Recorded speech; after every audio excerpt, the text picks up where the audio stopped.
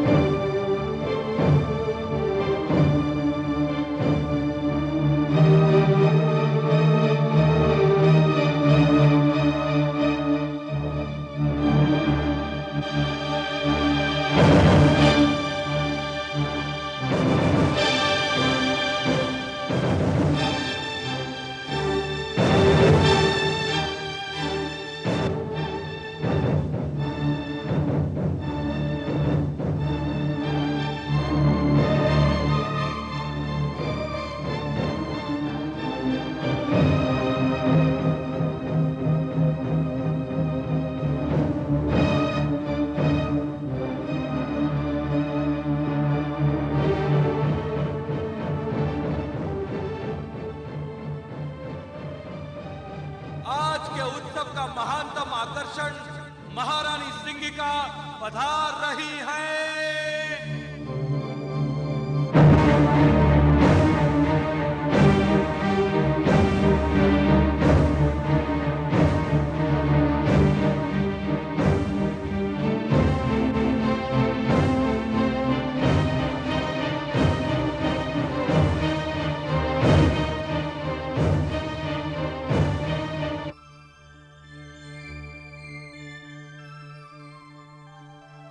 प्रणाम भ्राताश्री।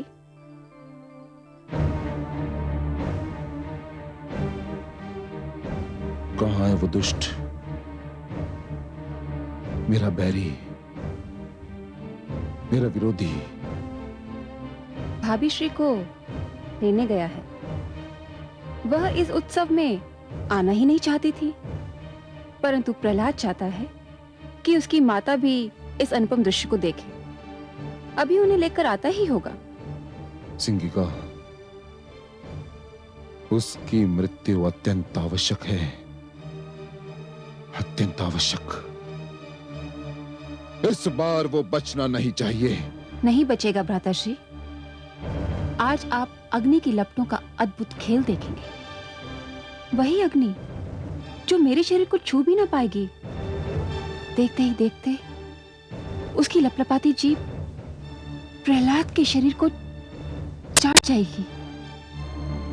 कुछ ही पलों में उसकी कोमल काया को वो राख में परिवर्तित कर देगी और वायु के झोंके उस राख को उड़ा ले जाएंगे। महारानी का यादू, युवराज आह्लाद और राजकुमार प्रहलाद पधार रहे हैं।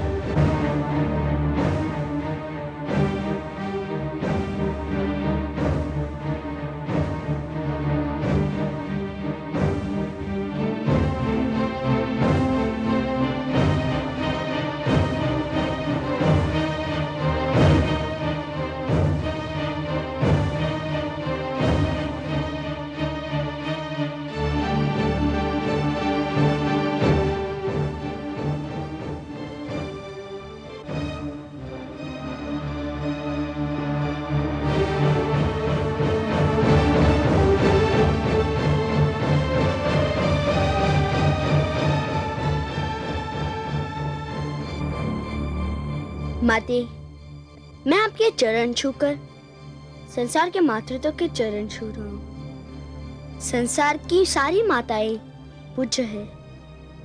मुझे आशीर्वाद दीजिए माते। आयुष्मान भव पुत्र, आयुष्मान भव। चिरंजीवी भव पुत्र। चलो पुत्र।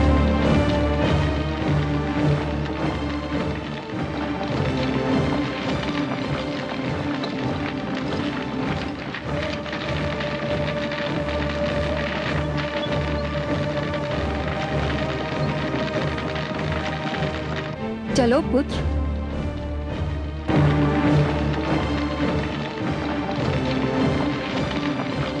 वो घड़ी आ ही गई पुत्र। जिसकी तुम बड़ी उत्सुकता से प्रतीक्षा कर रहे थे। मेरे भी जीवन की अनमोल घड़ी, तुम्हारे जीवन की अद्भुत घड़ी पुत्र। जो भी इस चमत्कार को देखेगा भूल नहीं पाएगा, और जो भी इस चमत्कार की चर्चा सुनेगा सिहर उठेगा। रहते महाप्रलय तक आज की इस प्रदर्शनी की चर्चा रहेगी। चलो पुत्र।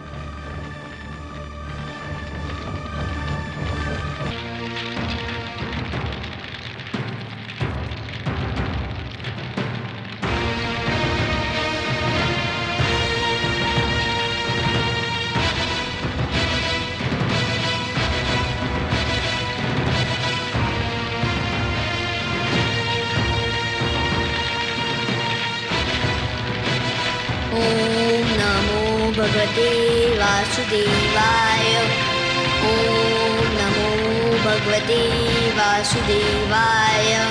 ओम नमो भगवते वासुदेवाय।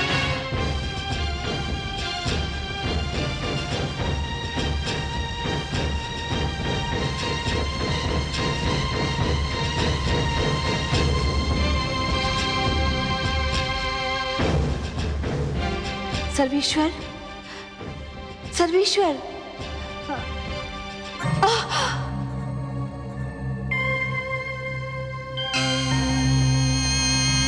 नारायण नारायण।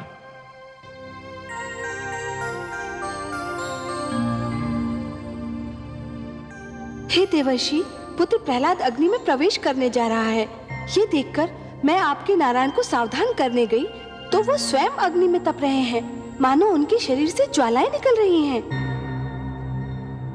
आप बहुत दयालु हैं माते, ममता का भंडार हैं। प्रहलाद के स्नेह ने तो आपको सब कुछ भुला दिया। क्या भुला दिया? यही माते कि इस अवस्था में आपको इन्हें छूना नहीं चाहिए था। आपको तो याद ही होगा माते, इसी प्रकार इसी अवस्था में एक बार कयाधु ने पुत्र प्रहलाद को छू लिया था। उसके तो हाथ भी जल गए थे। हाँ, मैं तो सचमुच व्याकुलता में भूल ही गई थी। माते, पुत्र प्रहलाद को जो मैंने योग ज्ञान दिया था वह मेरे नारायण की ही तो देन थी। जब उसे इस अवस्था में कोई नहीं छू सकता तो मेरे नारायण तो योगेश्वर हैं, योग का स्रोत हैं, योग का आधार हैं, योग के आदि और अंत हैं, स्वयं योग हैं। इस अवस्था में तो आपके अतिरिक्त उनके कोई निकट भी नहीं पहुंच सकता। परंतु हे देवर्षि, मैं तो इनको प्रहलाद पर आए संकट के विषय में बताना चाहती थी। वही समस्या लेकर तो मैं भी आया था माते। मैं भी यही बताना चाहता था, परंतु नारायण को इस अवस्था में देखकर लगता है कि मुझे मेरी समस्या का समाधान मिल गया, मुझे मेरे प्रश्न का उत्तर मिल गया माते। मेरी तो सारी शंकाएं मिट गईं। नारायण नारायण।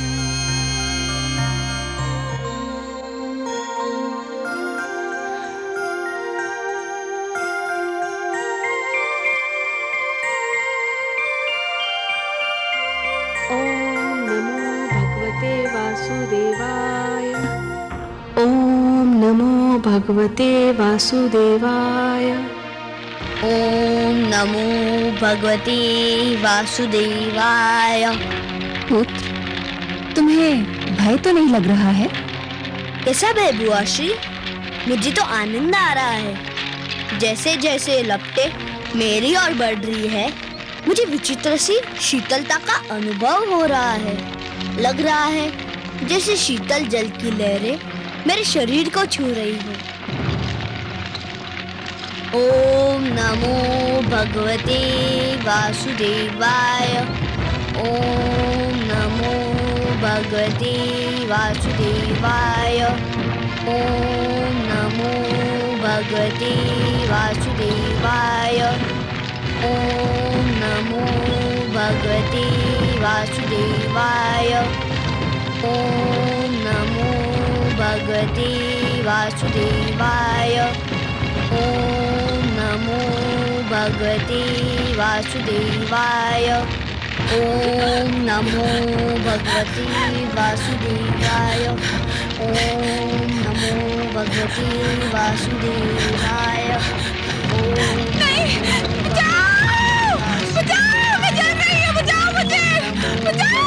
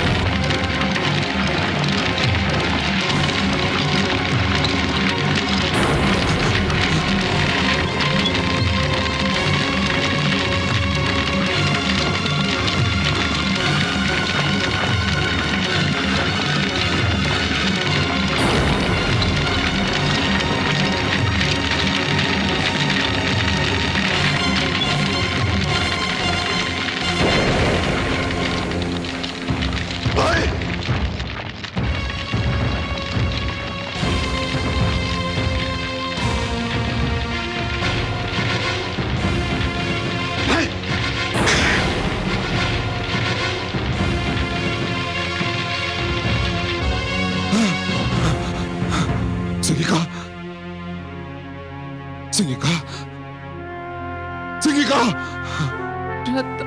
श्री प्रहलाद के विष्णु ने मुझे भस्म कर दिया। किंतु ये कैसे हुआ? तुम्हें तो अग्निदेव ने वरदान दिया था, ये कैसे हो गया? प्रहलाद की मायावी शक्तियों ने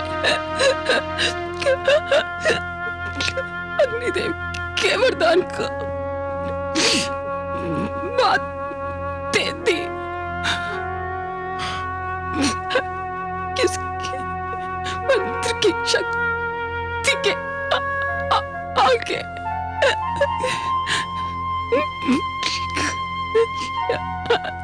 वरदान की शक्ति क्षीण हो गई।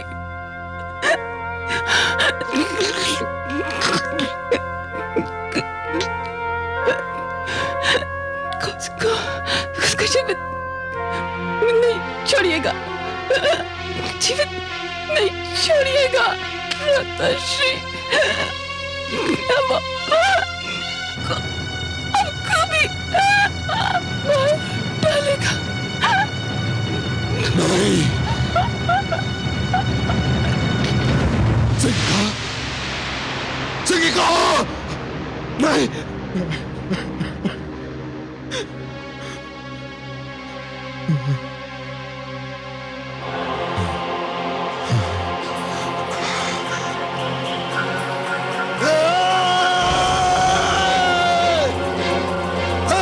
विष्णु,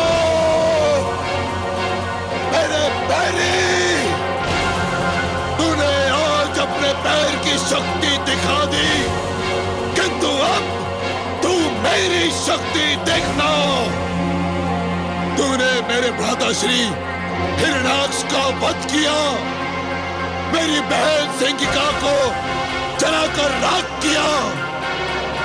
मैं तुझे कदापि क्षमा नहीं करूंगा जब तक मैं तेरा सर्वनाश नहीं करूंगा, चैन की एक श्वास भी नहीं लूंगा।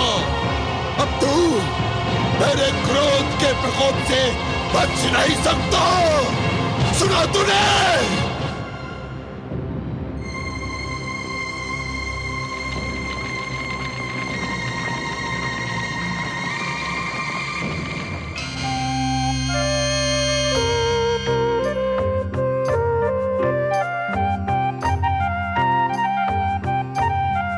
मेरा पुत्र, पुत्र, मेरा पुत्र, मेरे लाल, मेरा पुत्र। धूर्त, हत्यारे, तेरे विष्णु ने मेरे भ्राता श्री हिरण्याक्ष की हत्या की थी और तूने मेरी बहन सिंगिका की हत्या की। अब चाहे कुछ भी हो जाए, मैं तुझे जीवित नहीं छोड़ूंगा। चल। नहीं, स्वामी, स्वामी, मेरे पुत्र को छोड़ दीजिए स्वामी।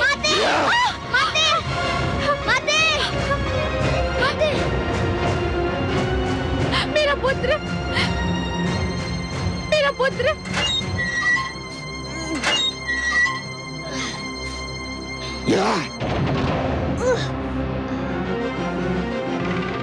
सेनापति,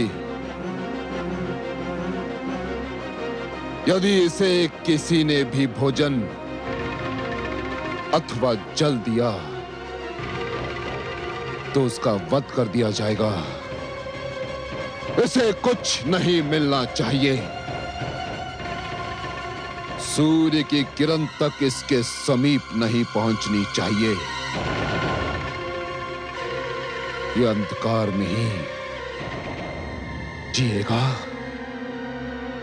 और अंधकार में ही अपना सिर पटक पटक कर अपने प्राण त्याग देगा।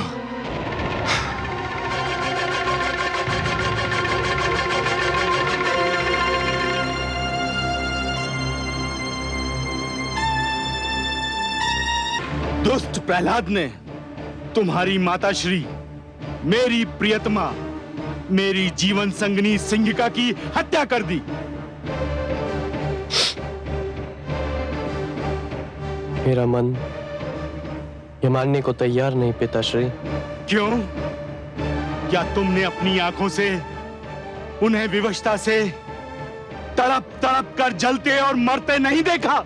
देखा था पिताश्री, देखा था, परंतु अग्नि में तो उन्होंने पहले भी प्रवेश किया था और आप ही कहते थे कि उन्हें कभी तनिक सी भी क्षति न पहुंची थी। फिर इस बार अग्निदेव का दिया हुआ वरदान असफल क्यों हो गया पिताश्री? इसलिए कि इस बार वो अकेली नहीं थी, प्रहलाद भी था उसके साथ। प्रहलाद के पास मायावी शक्तियां हैं। वो सिंगिका का वध करना चाहता था। उसने अपनी मायावी शक्तियों से उसका वध कर दिया। वो हत्यारा हमारे समस्त कुल का बैरी है। यदि ऐसा होता पिताश्री, तो वो मेरा जीवन क्यों बचाता? मुझे तो नाग ने डस लिया था। उस समय तो प्रहलाद मेरे निकट भी नहीं था। वो हमारे कुल का बैरी होता पिताश्री, तो मेरे मृत शरीर के पास आता ही क्यों? परंतु वह आया। उसने अपने विष्णु से मेरे जीवन की भिक्षा मांगी और मैं फिर से जीवित हो गया पिताश्री, फिर से जीवित हो गया। उसने तुम्हें सम्मोहित कर दिया है। तुम्हारे मस्तिष्क पर उसने नियंत्रण पा लिया है। तुम वही सोचोगे जो वो चाहता है कि तुम सोचो, तुम वही करोगे जो वो चाहता है कि तुम करो। यह भी उसकी मायावी शक्ति का प्रभाव है। परंतु अपनी प्रियतमा, अपनी पत्नी सिंगिका की सौगंध, तुम्हारी तर्कसंगत बातें भी मुझे उससे सिंगिका के वध का प्रतिशोध लेने से नहीं रोक सकती। मैं अपनी मायावी शक्ति से उसकी मायावी शक्ति को चकनाचूर कर दूंगा। वो मूर्ख नहीं जानता कि कामरूप नरेश विप्रचिति कौन है, क्या है।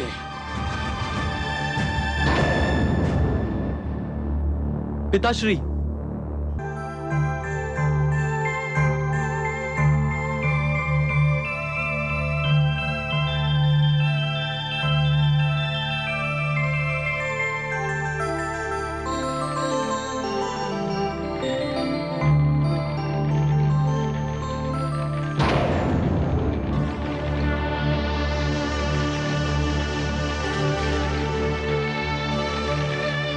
फुवाश्री,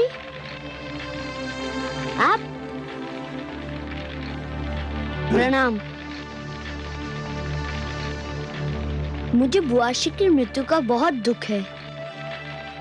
मैं स्वयं आपके पास शोक व्यक्त करने के लिए आना चाहता था, किंतु दुष्ट, तू मुझे भी अपने छल कपट में फांसना चाहता है, किंतु मैं तुझे ऐसी मृत्यु दूंगा जो तूने कभी सोची भी नहीं होगी। विष्णु ने तुझे अग्नि में जल मरने से तो बचा लिया, किंतु देखता हूं जल में डूब मरने से कैसे बचाएगा। हाँ।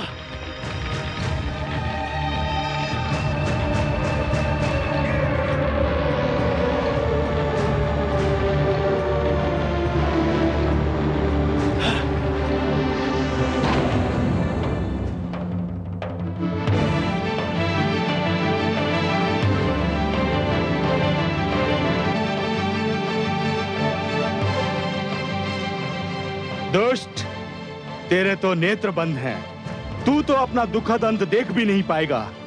जा, डूब मर इस सागर के तल में। हाँ। ले लिया मैंने सिंहिका के वध का प्रतिशोध। ये धूर्त अब सागर के तल से कभी ऊपर नहीं आ सकेगा। ये सागर का जल इसकी समाधि बन जाएगा।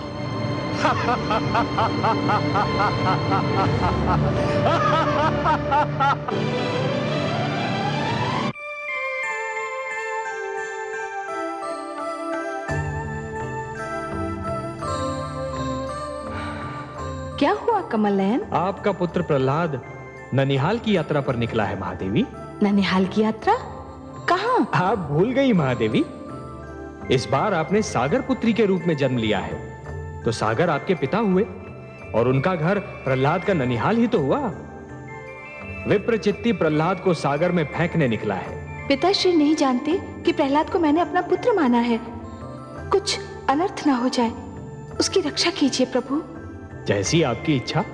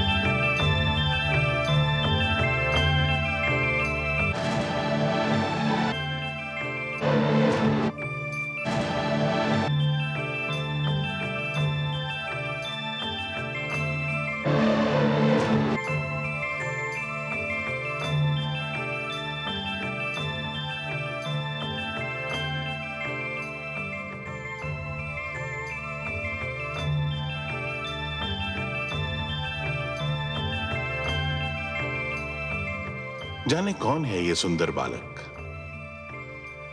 मुख पर इतना तेज कि आंखें नहीं ठहरती। कैसी मीठी निद्रा में सो रहा है वो। फिर उसे जगाकर पूछना भी तो उचित नहीं होगा ना। जाने कैसे सपने देख रहा होगा। किंतु ये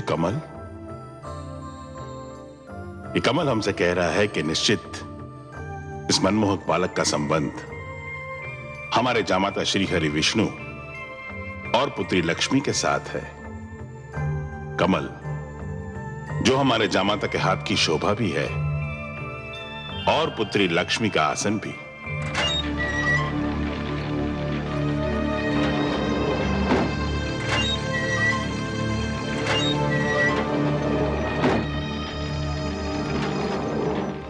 राजकुमार, प्रहरियों, शीघ्र इधर आओ।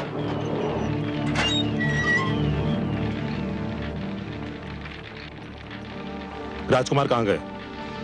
श्रीमान अभी तो यही थे। किसी ने कारागार का द्वार खोला था? नहीं श्रीमान, जब से भगवान हिरण्यकश्यप ने राजकुमार को यहाँ बंदी बनाया है, तब से द्वार खोला ही नहीं। जाने क्या रहस्य है। मुझे तुरंत भगवान को इसकी सूचना देनी होगी।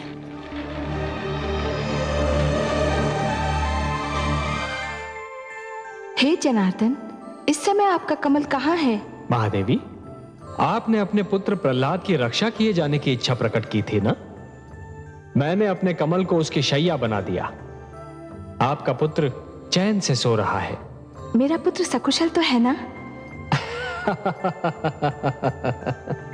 महादेवी, जो सकुशल नहीं होते वो इतनी गहरी और मीठी नींद कहां सो पाते हैं?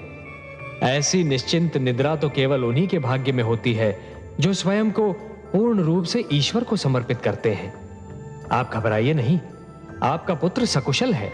विश्वेश्वर सत्य कह रहे हैं पुत्री। प्रणाम पिताश्री। प्रणाम है सागर देवता। प्रणाम। मैं आपका स्वागत करता हूं। कमल को शैया बना देखकर ही मुझे अनुमान हो गया था कि उस पर सोए हुए बालक का संबंध अवश्य मेरे जामाता और पुत्री से होगा। बहुत गहरा संबंध है पिताश्री। प्रहलाद इनका भक्त है और मैंने उसे अपना पुत्र मान लिया है। तभी तो मैं सोच रहा था कि इतनी छोटी सी आयु में उसके मुख पर इतना तेज, इतना प्रताप कहां से आया। अब ज्ञात हुआ कि ये उसकी भक्ति भावना और तुम्हारे प्रेम का चमत्कार है। वो इस समय कहाँ है पिताश्री? अपने ननिहाल में है, नानी नाना के पास आया है। समस्त सागर संसार उसके अतिथि सत्कार में जुटा हुआ है।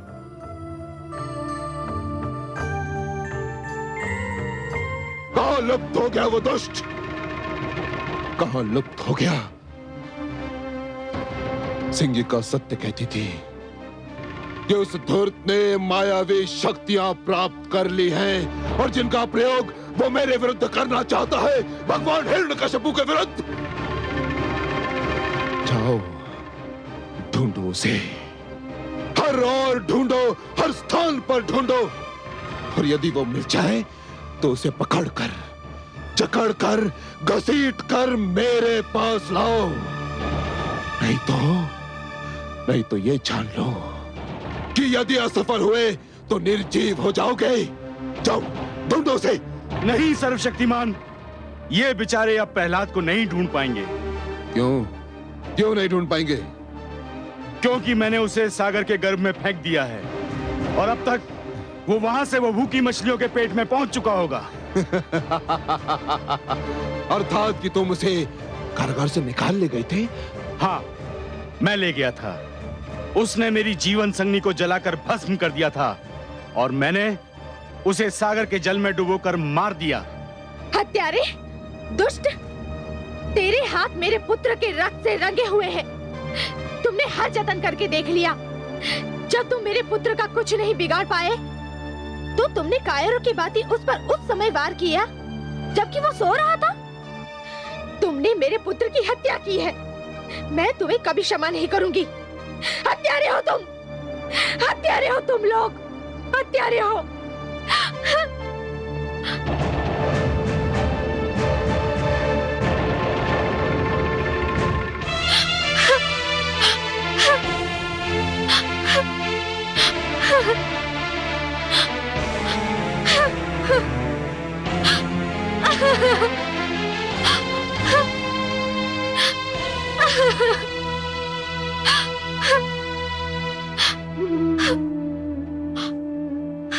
हे समुद्र देव, मैं आपसे अपना पुत्र वापस लूंगी। आपको मेरा पुत्र वापस लौटा नहीं होगा, लौटाना होगा मेरा पुत्र वापस। मेरा पुत्र, मेरा लाल,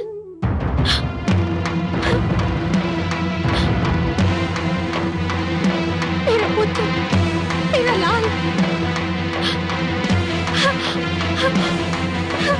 हाय मेरा पुत्र, मेरा पुत्र, हाय मेरा पुत्र,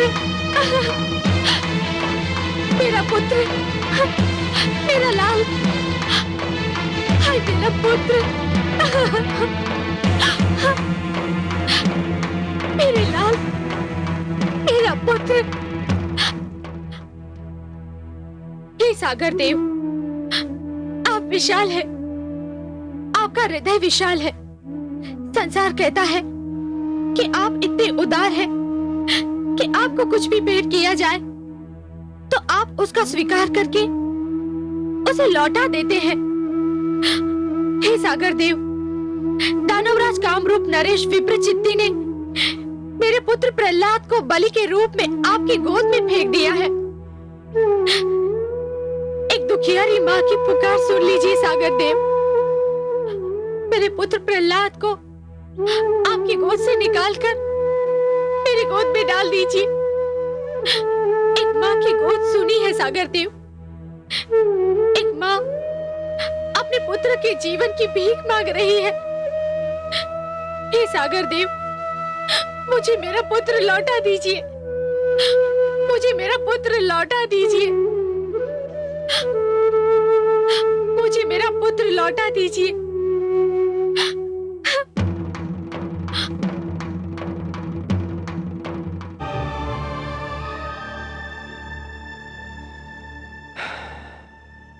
देखिए आपने विधि की विडंबना महादेवी। पुत्र अपने ननिहाल में चैन की नींद सो रहा है और अनजान माता समुद्र की लहरों से उलझ रही है। ममता इसी का तो नाम है कमल नयन। पुत्र भले कितना ही सुखी हो, परंतु यदि माता की आंखों से ओझल हो तो माँ को पल भर भी चैन नहीं पड़ता। वो तो पुत्र का मुख देखकर ही जीती है। बेचारी कयाधु, उसे तो ये भी पता नहीं कि उसका पुत्र कहाँ है, क्या कर रहा है। मुझे तो भय है कि कयाधु कहीं पुत्र वियोग में पागल होकर डूबकर अपने प्राण न दे दे। हाँ महादेवी, वो तो सागर में आगे आगे बढ़ती जा रही है। आपको उसके प्राणों की रक्षा करनी होगी कमल नयन। महादेवी, सागर तो आपका मायका है, मेरी तो ससुराल है, और ससुराल में अपने अधिकारों और शक्तियों का प्रयोग मुझे अच्छा नहीं लगता देवी। देखिए, पिता के घर पर तो पुत्री का अधिकार होता है, इसलिए वहां हस्तक्षेप का कष्ट तो आप ही को करना होगा देवी। आपकी यही इच्छा है तो जाती हूं मैं। कयाधु को यूं डूबकर मरने नहीं दूंगी मैं, वो भी वहां सागर में जो मेरा मायका है।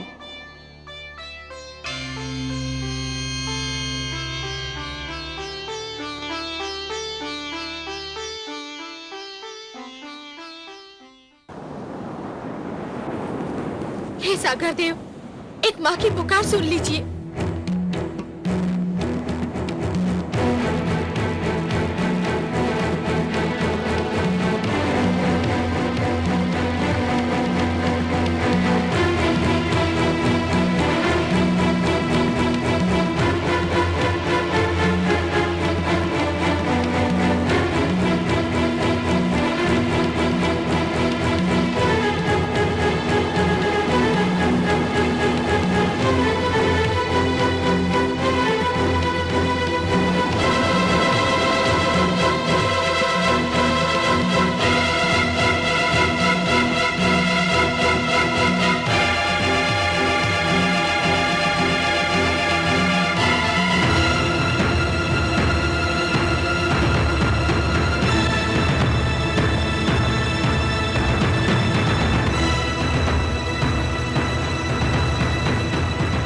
भगवान सर्वशक्तिमान, अनर्थ हो गया है।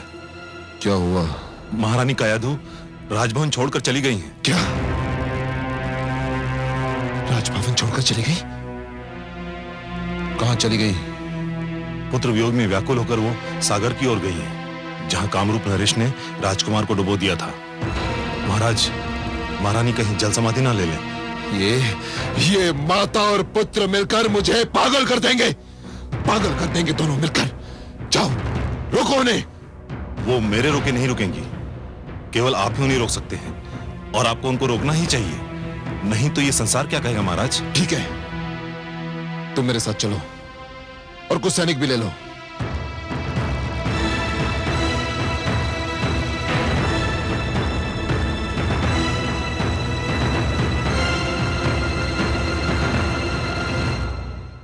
देवी, यह बालक तो जागने का नाम ही नहीं लेता। कब से सो रहा है?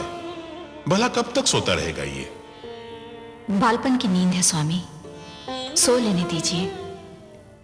आयु बढ़ती है, जीवन की चिंताएं और समस्याएं घेर लेती हैं, तब ऐसी नींद बहुत याद आती है। लोग तो तरस जाते हैं ऐसी नींद के लिए। आप सत्य कहती हैं देवी, पर बहुत सो चुका ये। अब इसे जागना होगा। कम से कम जागकर ये तो देखे कि इसके ननिहाल में इसका आदर सत्कार कैसा हुआ। मुझे खेद है पिताश्री, प्रणाम पिताश्री। प्रणाम माते। पिताश्री, मुझे खेद है कि आप अपने नाती का और अधिक आदर सत्कार नहीं कर पाएंगे। क्यों पुत्री? क्योंकि इसकी माता इसके वियोग में तड़प रही है। पुत्र प्रहलाद को उसके पास लौटने में और अधिक विलंब हुआ तो वो अपने प्राण त्याग देगी।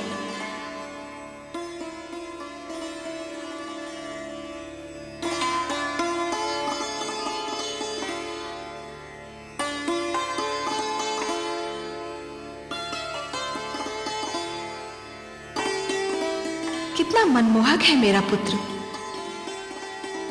इसके मुख से तो मेरी दृष्टि हटती ही नहीं। तुमने इसके सिर पे हाथ क्या फेर दिया पुत्री?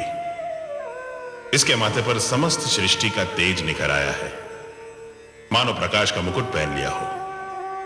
सुनो पुत्री, तुम स्वयं जाके इस बालक को इसकी माता को सौंप दो। नहीं पिताश्री, पुत्र प्रहलाद को आपकी गोद में फेंका गया था। कयाधु भी इसे आप ही से मांग रही है। दुख से बिलखती इसकी माता को आप अपने हाथों से लौटाएंगे तो उसके हर्ष की कोई सीमा नहीं रहेगी। आप ही इसे ले जाइए। तुम कहती हो पुत्री, तो मैं ही इस बालक को इसकी माता को सौंप दूंगा।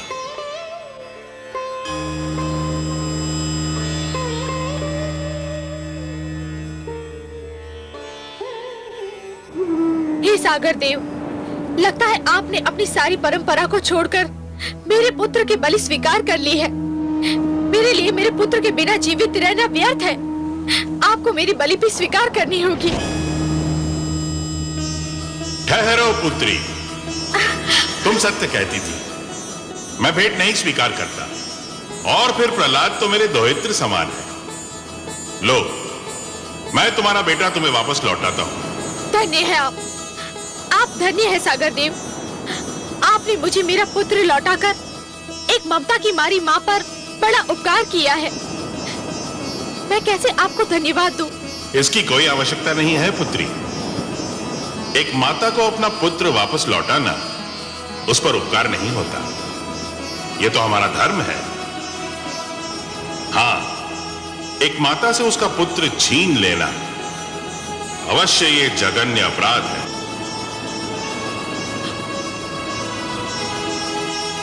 मेरा पुत्र, मेरा पुत्र, मेरा लाल, मेरा लाल।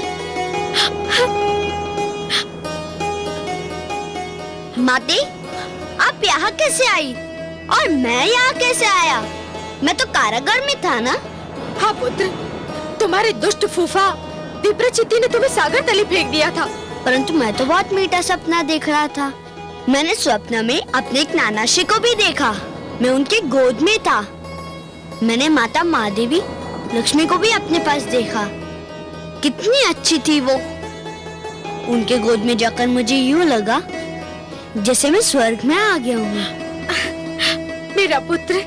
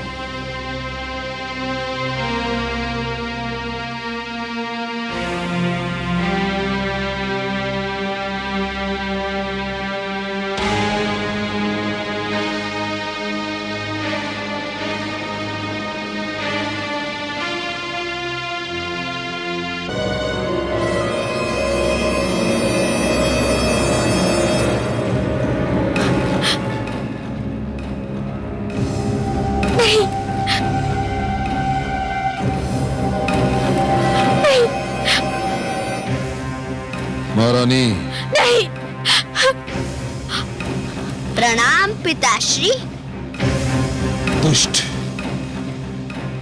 तुझसे पर्वत की ऊंचाई हार सकती है, अग्नि का ताप हार सकता है, समुद्र की गहराई हार सकती है, किंतु मैं तुझसे हार नहीं मानूंगा, कदापि नहीं मानूंगा। सैनिकों, पकड़ से। रुक जाओ सैनिकों। यदि किसी ने मेरे पुत्र को हाथ भी लगाया तो तो मैं इसके और अपने प्राण एक कर दूंगी। मैं भी महान असुरा तारक के महाबली सेनापति जंबासुर के पुत्र कयाधु हूँ। मेरे पास भी मायावी शक्तियाँ हैं। मैंने आज तक इन शक्तियों का प्रयोग नहीं किया, पर यदि कोई मेरे पुत्र के निकट भी आया तो आज मैं भी अपनी शक्ति दिखाकर इस शक्ति का प्रयोग करूंगी। देखते क्या हो, पकड़ लो इस धूर्त को। सावधान, आगे मत बढ़िए दैतेंद्र, आगे मत बढ़िए। रानी, हट जाइए मेरे मार्ग से। रुक जाओ नहीं, स्वामी, दैतेंद्र, नहीं। रुक जाओ। प्रणाम गुरुदेव। गुरुदेव, आपने बहुत देर कर दी। आप होते तो मेरे साथ इतना बड़ा अनर्थ ना होता गुरुदेव। आपके ना होने से मेरे साथ क्या क्या ना हुआ। मेरा पुत्र मेरा सबसे बड़ा बैरी बन गया। मेरा उत्तराधिकारी मेरा महानतम विरोधी बन गया गुरुदेव। मैं जानता हूं दैतेंद्र, मैं सब जानता हूं। तुम चिंता मत करो, अब मैं लौट आया हूं, सब ठीक हो जाएगा।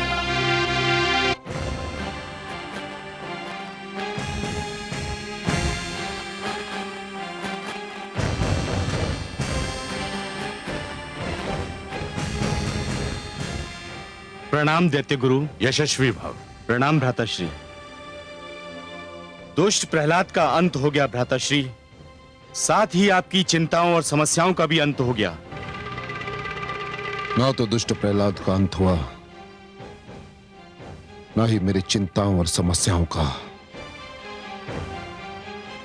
वो पापी फिर बच निकला विप्रचित्ती, फिर बच निकला।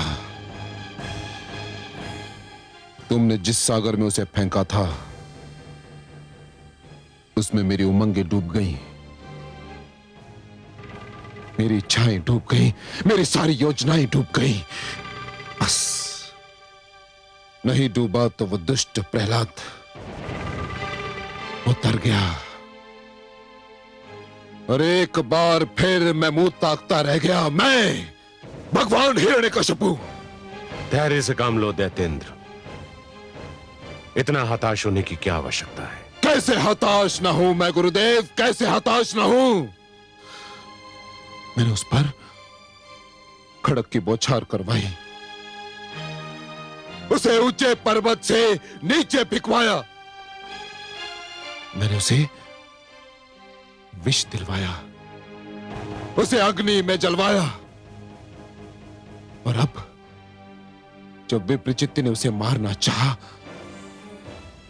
परंतु वो दुष्ट ऐसे कठोर प्राण लेकर जन्मा है कि मरने का नाम ही नहीं लेता। मैं कहां तक धैर्य रखूं गुरुदेव, कहां तक धैर्य रखूं। यह सब इसलिए हुआ था कि मैं यहां नहीं था। संभवतः मैंने तब पर जाकर भूल की थी, परंतु अब मैं लौट आया हूं। अब प्रहलाद को मेरे हाथों में सौंप दो, मैं उसे संभाल लूंगा। भ्राता मर्ग, पिताश्री तो बहुत रुष्ट हैं। यह सब राजकुमार प्रहलाद का किया धरा है भ्राताशण। उन्हीं के कारण हमें यह फटकार सुननी पड़ रही है। और पिताश्री का क्रोध तो तुम जानते ही हो, एक बार चढ़ जाए तो उतरने का नाम ही नहीं लेता है। मेरे मन को पिताश्री का क्रोध शांत करने का एक उपाय सूझा है। क्या? देखो भ्राता मर्ग, यदि हम राजकुमार प्रहलाद को गुरुकुल लाने से पहले मार्ग में हाथी के पैरों तले कुचलवा डालें, तो पिताश्री को बहुत प्रसन्नता होगी और उनका क्रोध भी शांत हो जाएगा। वैसे मैंने इसका प्रबंध भी कर लिया है। तुम भी विचित्र बात करते हो भ्राताशण। अरे पहले महारानी कयाधु को उसे हमारे साथ गुरुकुल ले जाने की अनुमति तो दे लेने दो। अकारण अंधकार में बाण फेंके जा रहे हो। चलो अब।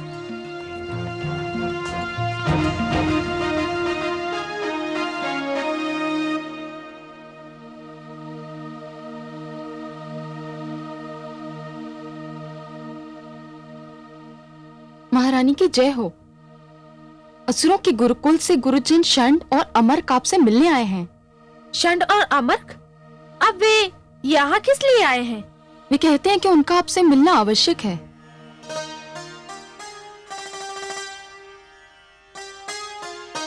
ठीक है, बुलाओ उन्हें।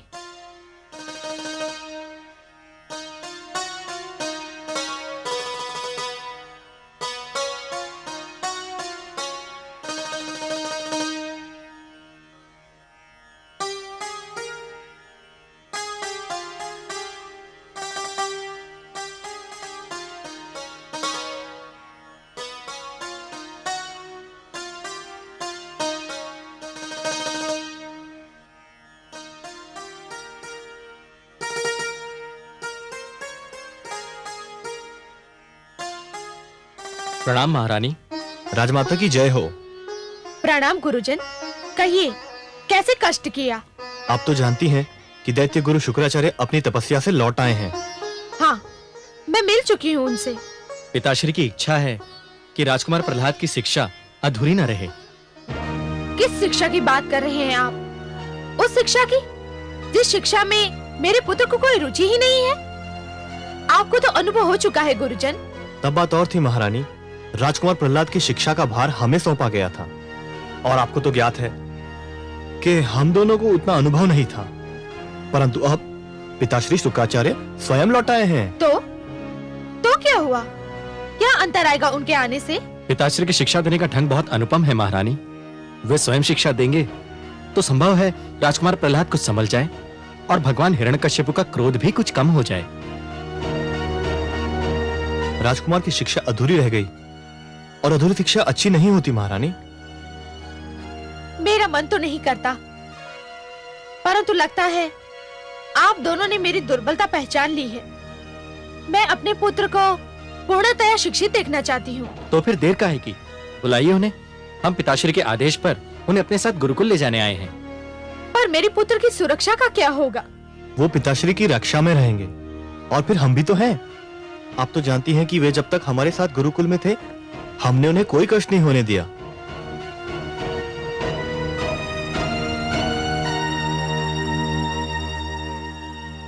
पुत्र प्रहलाद,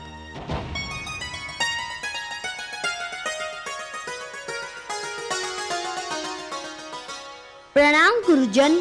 आयुष्मान भव शिष्य, तेजस्वी भव शिष्य। पुत्र प्रहलाद, तुम्हारे गुरुजन तुम्हें अपने साथ गुरुकुल ले जाने आए हैं। उन्हें गुरु शुक्राचार्य ने भेजा है। ये तो बहुत शुभ समाचार है। मुझे बहुत दुख था कि मेरी शिक्षा अधूरी रह गई। तो तुम जाओगे उनके साथ?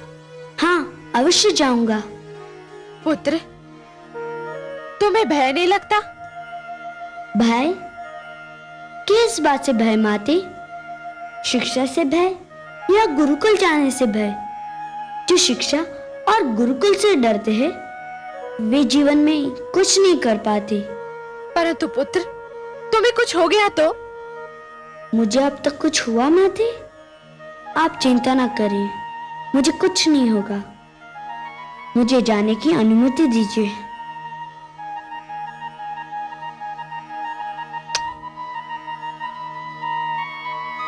आयुष्मान भव पुत्र। चलिए गुरुजन, मैं गुरुकुल जाने के लिए बहुत व्याकुल हूँ।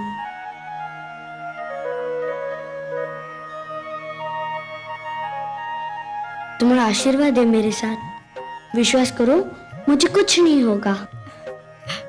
जाओ पुत्र।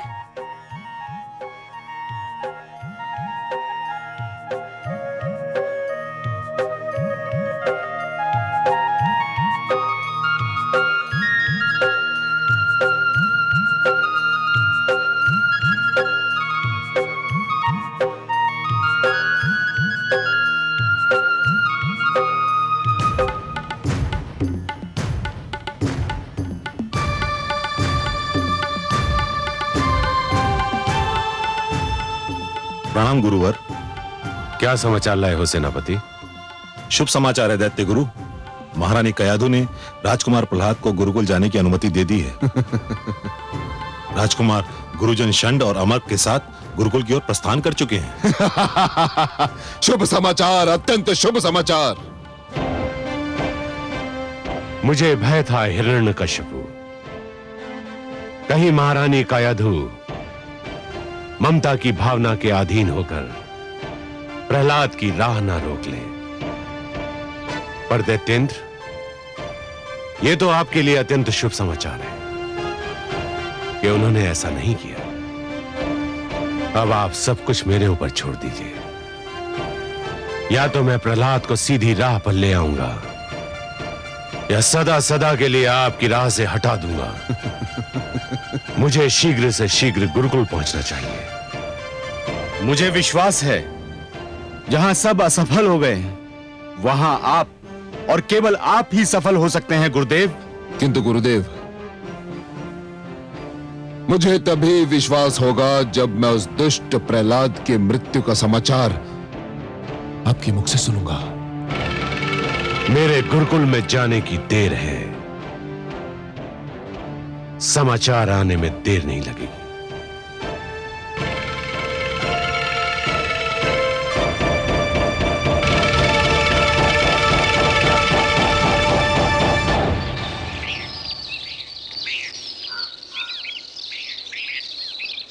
गुरुजन, आपने माताश्री को मनाकर मुझ पर बड़ा उपकार किया है। मैं अपने गुरुकुल के मित्रों से मिलने के लिए बड़ा व्याकुल था। वे भी तुम्हें देख के बहुत प्रसन्न होंगे। क्या हमें ज्ञात है कि मैं वहां आ रहा हूँ? नहीं, हमने यह निर्णय लिया था कि अचानक तुम्हें उनके समक्ष ले जाकर उन्हें अचंभे में डाल देंगे। अरे, ये आवाज कैसी? हाँ, शिष्य प्रहलाद, तुम यही ठहरो, हम देख के आते हैं कि ये हाथी कहां से आ रहा है। आओ भ्राता मत। हाँ, यही ठहरना।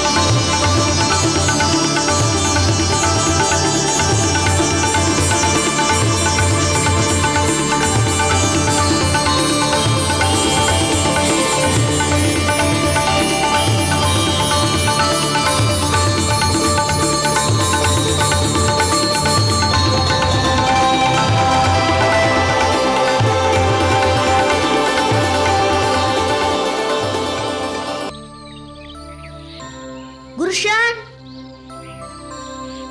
गुरु अमर, कहाँ है आप?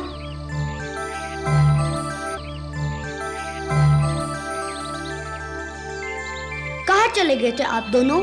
हम कहीं नहीं, हम तो यही थे। हाँ। क्या आप हाथी से भयभीत हो गए थे? नहीं, हम क्यों भयभीत होंगे? क्यों भ्राताशन? है ना? बिल्कुल बिल्कुल। हाँ, हम तो नित दिन हाथियों के साथ में खेलते हैं, है ना?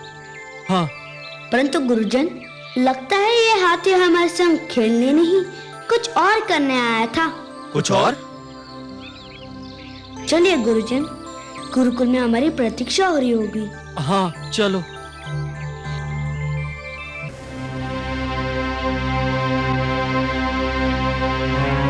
क्षण नमर्क। आज्ञा पिताश्री। प्रहलाद का अंत परम आवश्यक है पुत्रों। परंतु पिताश्री।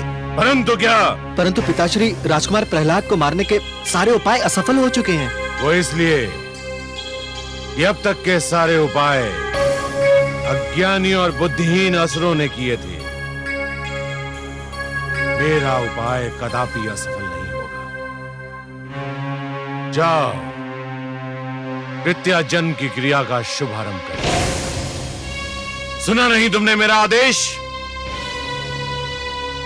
सुन लिया पिताश्री, परंतु कृत्या का जन्म केवल प्रहलाद के लिए नहीं, औरों के लिए भी घातक सिद्ध हो सकता है। पिताश्री, आप तो जानते ही हैं, यदि कृत्या प्रहलाद को न मार सकी तो उसे मार डालती है जो उसे बुलाता है। यह संभव है। इतनी विशाल काय और भयावह राक्षसी और एक छोटे से बालक को समाप्त ना कर सके, यह संभव ही नहीं। जाओ, विलंब ना करो। भोर होने से पहले ही प्रहलाद का अंत हो जाना चाहिए। मैं यहां साधना कर रहा हूं, प्रहलाद का अंत होते ही मुझे सूचित किया जाए।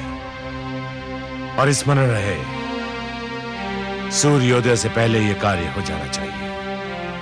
जो आज्ञा पिताश्री।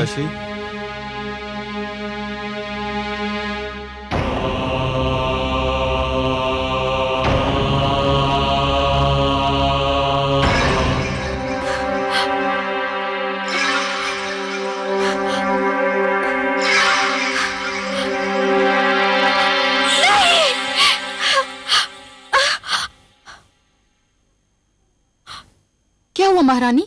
क्या आपने कोई भयानक सपना देख लिया? लगता है मेरे पुत्र के प्राण फिर संकट में है। आपका ध्यान राजकुमार में है, इसीलिए आप सोते में भी उन्हीं के विषय में सोच रही होंगी। राजकुमार तो गुरुकुल में है, भला वहां उनके प्राण को क्या संकट हो सकता है? पता नहीं, परंतु मैं बहुत व्याकुल हूँ। सो जाइए महारानी, उन्हें कुछ नहीं होगा। गुरुजन उनकी सुरक्षा का आश्वासन दे चुके हैं। हाँ, ठीक कह रही हो तुम। लगता है मैंने कोई भयानक स्वप्न देखा था।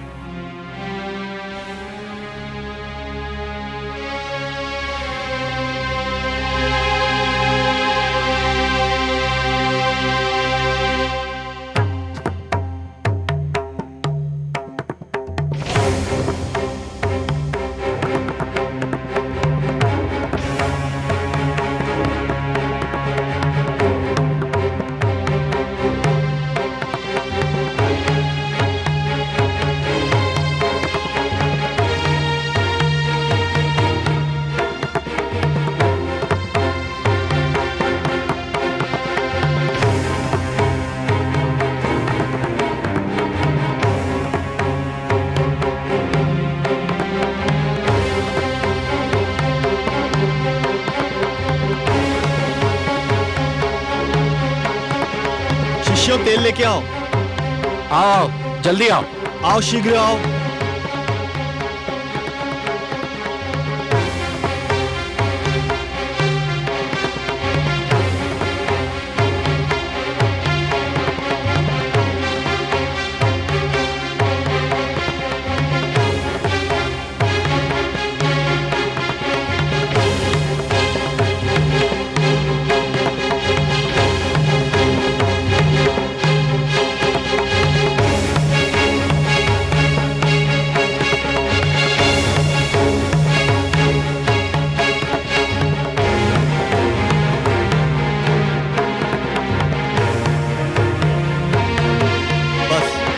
अब और अधिक तेल की आवश्यकता नहीं है।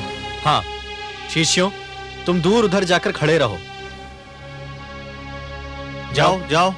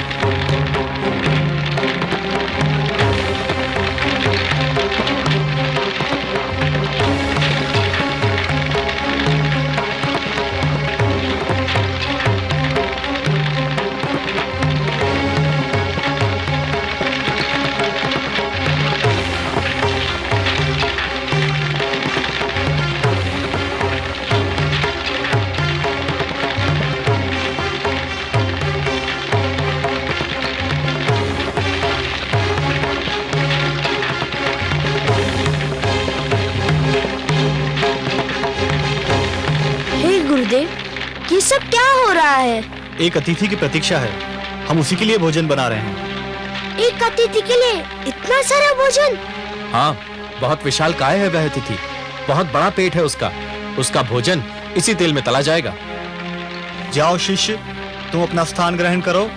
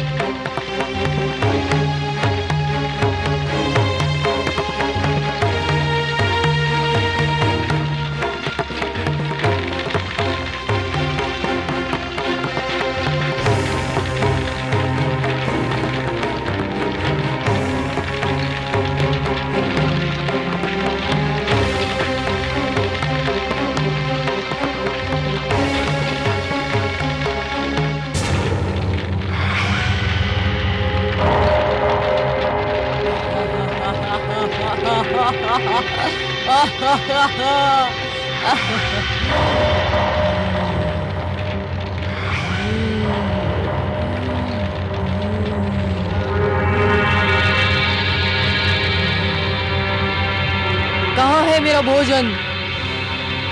मेरा भोजन कहाँ है?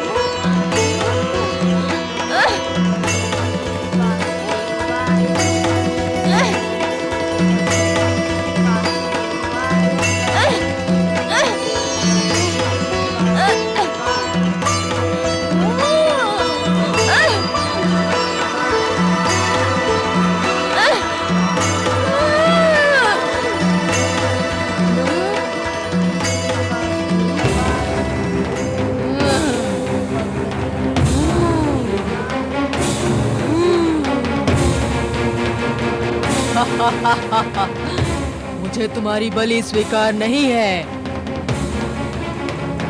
भागो, भागो भ्रातामर्ग, जिस घड़ी का भय था वो घड़ी आ गई। कृत्या प्रहलाद को मारने में असफल हो गई। अब वो हमें नहीं छोड़ेगी। हमने उसे बुलाया था। मारे गए हम तो। हम पर दया करो कृत्या। कृत्या हम पर दया करो। हम पर दया करो कृत्या। नहीं कृत्या, हमें माफ कर दो, माफ कर दो हमें। कृत्या, हम पर दया करो।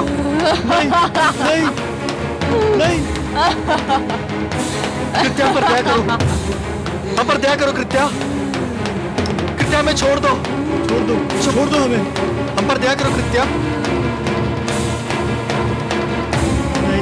नहीं, हम पर दया करो कृत्या। कृत्या हमें छोड़ दो।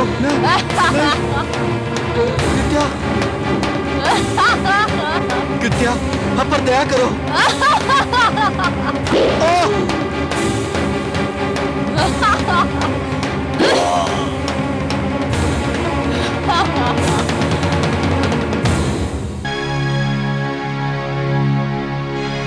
क्षण अमर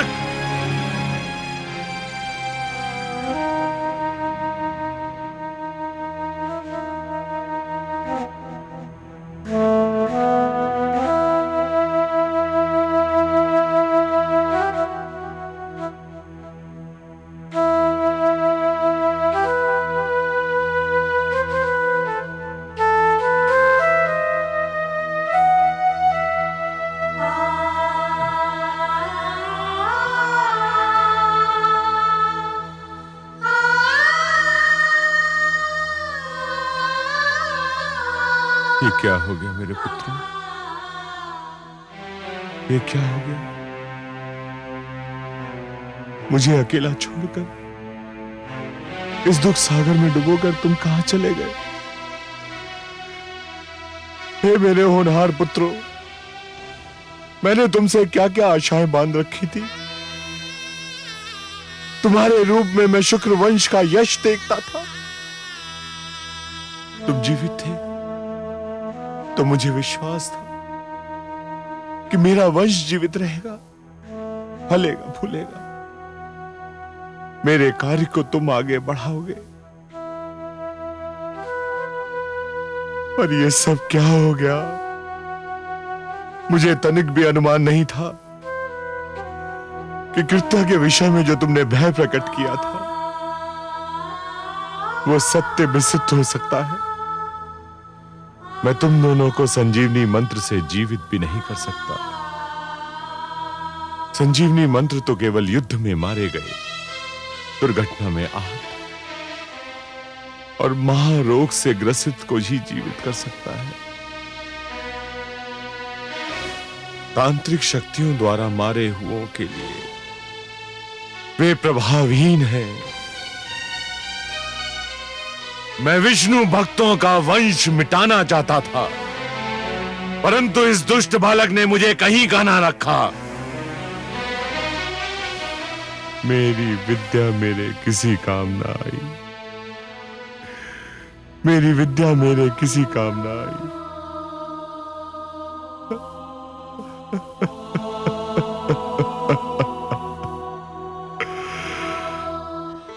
मैं कहती थी ना, जो दूसरों का बुरा चाहते हैं स्वयं उनका बुरा हो जाता है।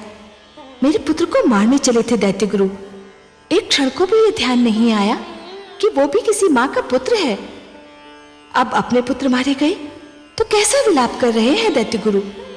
सिंगिका की भांति दैत्य गुरु भी अपने दुख को केवल दुख समझते हैं। उनके लिए दूसरों का दुख केवल परिहास की सामग्री होता है। आप सत्य कह रही हैं महादेवी। इसलिए मैं बार बार यही कहता हूं कि कभी किसी को किसी का बुरा नहीं सोचना चाहिए, क्योंकि जो भी व्यक्ति किसी और का बुरा सोचता है अंत में उसका भी बुरा हो ही जाता है। दैत्य गुरु को अपने तंत्र मंत्र पे बड़ा विश्वास था। समझ रहे थे कि उनके तंत्र मंत्र से बड़ी कोई शक्ति है ही नहीं। यह उनका भ्रम है महादेवी, उनका भ्रम है। जो भी व्यक्ति ये समझते हैं कि यह तंत्र मंत्र, ये सर्वनाश और अंधकार की शक्तियां केवल किसी और को ही क्षति पहुंचा सकती हैं, तो वो उनका भ्रम है।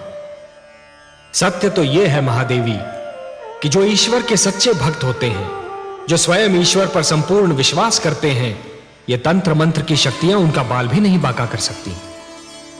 हे महादेवी, जिस प्रकार द्वेष और घृणा का मारा व्यक्ति पड़ोसी के घर को जलते हुए देख ये भूल जाता है कि उसी अग्नि की लपटें स्वयं उसका घर भी जला सकती हैं, उसी प्रकार जो व्यक्ति तंत्र मंत्र में विश्वास करता है वो ये भूल जाता है कि यही तंत्र मंत्र की शक्तियां स्वयं उसका भी सर्वनाश कर सकती हैं। सत्य है सर्वेश्वर, आप जो कह रहे हैं उसका एक एक अक्षर सत्य है। देखिए तो महादेवी, कोई भला सोच भी सकता है कि इतने महान दैत्य गुरु शुक्राचार्य अपने पुत्रों की मृत्यु पर इस प्रकार विलाप करते हुए दिखाई देंगे? गुरुदेव, क्या आप वास्तव में मेरे गुरुजन शन और अमर की मृत्यु का उत्तरदायी मुझे समझते हैं? तुम्हें नहीं समझूं तो किसे समझूं? परंतु गुरुदेव, क्या ये उचित है? उचित हो या अनुचित, पर सत्य यही है कि तुम्हारे ही कारण मेरे पुत्रों के प्राण गए, तुम्हारे ही कारण मेरी प्रतिष्ठा पर प्रश्न चिन्ह लग गया, तुम्हारे ही कारण समस्त असुर लोक का अस्तित्व संकट में पड़ गया। मेरे पुत्रों को जीवित रहना था, वे मर गए। तुम्हें मर जाना था, तुम बच गए। गुरुदेव, यदि आप ये जानते हैं कि मैं बच गया, तो आप ये भी भली भांति जानते हैं कि मैं कैसे बच गया, किसने बचा लिया मुझे। तो आप ही कहिए, जिसने मुझे बचाया वे ईश्वर है या वे जो मुझे बार बार मारने का प्रयत्न कर रहे हैं, वो असफल होते जा रहे हैं। वो मेरे पिताश्री हिरण्यकश्यपु हैं। चुप रहो। नहीं चुप रहूंगा गुरुदेव। आज आपको बताना ही होगा कि आप अपने मन से मेरे पिताश्री को ईश्वर मानते हैं। इससे क्या अंतर पड़ता है? अंतर पड़ता है गुरुदेव। किसी को मन से ईश्वर मानना एक बात है और किसी को भय या स्वार्थ के कारण ईश्वर मानना दूसरी बात। मैं जानता हूँ कि मेरे गुरुजन शन और अमर मेरे पिताश्री को भय के कारण ईश्वर मानते थे और आप उन्हें स्वार्थ के कारण ईश्वर कहते हैं। मैं गुरु हूँ और गुरु का धर्म है शिक्षा देना। गुरु अपने शिक्षकों को वही पाठ पढ़ाता है जो उसे पढ़ाने के लिए कहा जाता है। क्या गुरु का धर्म ये देखना नहीं कि उसे जो पाठ पढ़ाने के लिए कहा जा रहा है वह उचित भी है नहीं? इस समय तू बड़े बोल इसलिए बोल रहा है कि तेरी विजय हुई है और मेरी पराजय। तू प्रसन्न है और मैं दुखी। तुझे प्रसन्नता है कि मेरे दोनों पुत्रों और तेरे गुरुजन मृत्यु को प्राप्त हुए। जो शिष्य अपने गुरु की मृत्यु का हर्ष मनाए उसके जीवन को धिक्कार है। केवल मैं जानता हूँ गुरुदेव कि मैं अपने गुरुजन शंडर आमक से कितना प्रेम करता था। केवल मैं जानता हूँ कि उनके मृतक शरीर को देखकर मेरे मन पर क्या बीत रही है। जिस समय वो दुष्ट राक्षसी मेरे गुरुजन का वध कर रही थी, मेरा वश चलता तो मैं उसके खड़क के आगे अपना सिर कर देता। बंद करो ये अभिनय। ये अभिनय नहीं गुरुदेव, ये मेरे दुखी मन की पुकार है।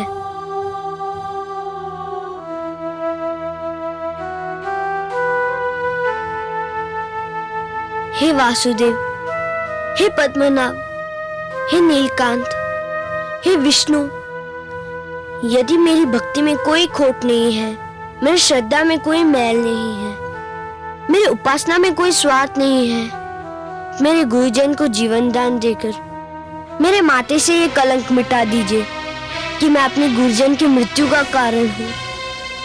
उनके जीवन का अंत इसलिए हुआ कि आपको मेरा जीवन बचाना था। ये आपसे मेरी अंतिम प्रार्थना है। इसके उपरांत मैं आपसे कुछ नहीं मांगूंगा। हे सर्वेश्वर, मेरी लाज रखिए। मेरे गुरुजनों को जीवन दान दीजिए। मेरे गुरुजनों को जीवन दान दीजिए। सुना आपने कमल नयन? देखा मेरे पुत्र का भोलापन? लीजिए, अब उसकी अंतिम इच्छा भी पूरी कीजिए।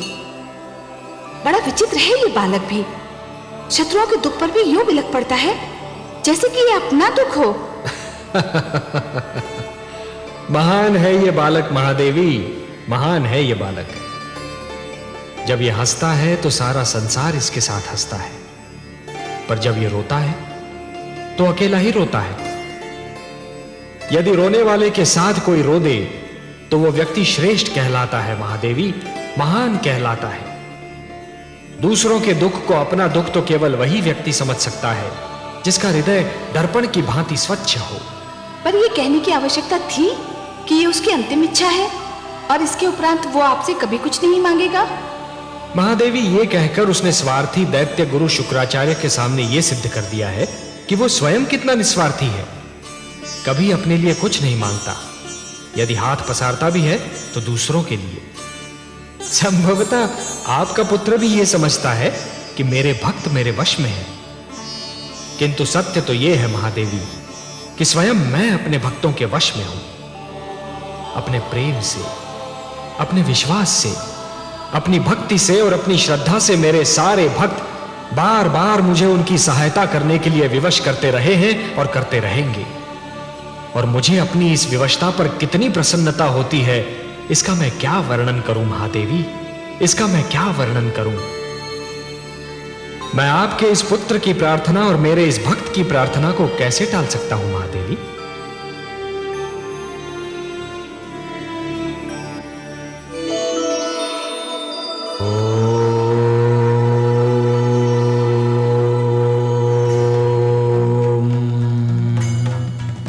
ओम नमो भगवते वासुदेवाय।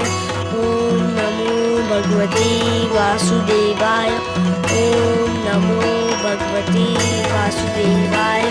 ओम नमो भगवते वासु ओम नमो भगवते वासुदेवाय। ओम नमो भगवते वासुदेवाय। ओम नमो भगवते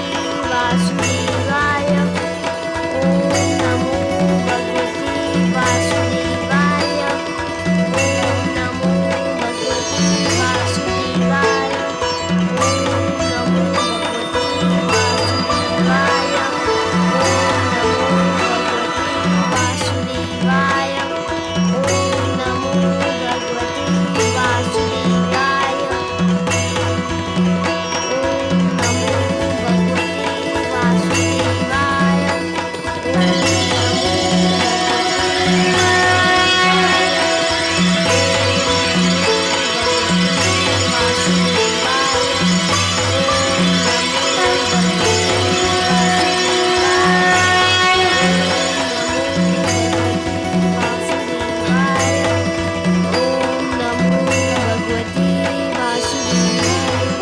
ओम नमो भगवते वासुदेवाय।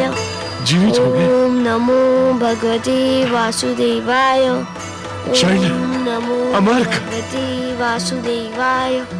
ओम नमो भगवते शिष्य प्रहलाद। वासुदेवाय। राजकुमार, हे विष्णु, आपको कोटि कोटि धन्यवाद। शरण, अमर्क, सुना नहीं तुमने? मैंने तुम्हें बुलाया। इधर आओ, ये मेरा आदेश है। आपके आदेश का पालन हमारे उस जीवन का धर्म था जिसका कारण आप थे। ये तो हमारा नया जन्म है, हमारा दूसरा जीवन है, और यह जीवन हमारे प्रिय शिष्य प्रहलाद ने हमें प्रदान किया है पिताश्री। ये आप क्या कर रहे हैं गुरुजन? आपने मेरे चरण छू लिए तो मैं सदा के लिए पापी हो जाऊंगा।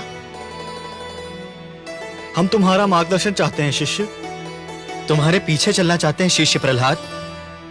मैं जिस पथ का पथिक हूँ उसमें न कोई किसी के आगे चलता है न कोई किसी के पीछे, उस पर सब साथ साथ चलते हैं। मैं भक्ति मार्ग का पथिक हूँ। आइए आप भी पथिकों के इस लहराते सागर में लहरों की भांति आप भी मिल जाइए। आपका स्वागत है गुरुजन। पिताश्री, हम ये घोषणा करते हैं कि शिष्य प्रहलाद का ईश्वर ही हमारा ईश्वर है। हाँ, हमारे भगवान विष्णु हैं, हिरण्यकश्यपु नहीं। धन्य है गुरुजन, आपने सत्य की राह देख ली। अब आप जो भी शिक्षा देंगे वो सच्ची शिक्षा होगी।